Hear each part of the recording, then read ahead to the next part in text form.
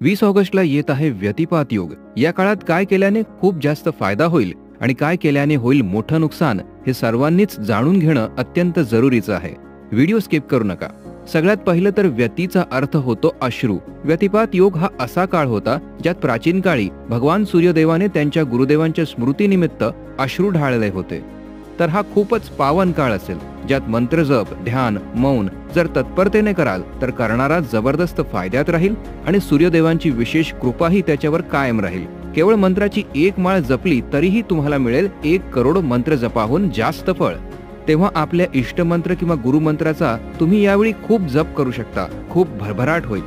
हो, परंतु या योगात काय नाही करायचं हेही जाणून घेणं तितकंच जरुरीचं आहे. या योगात लग्न कार्य नाही केलं जात.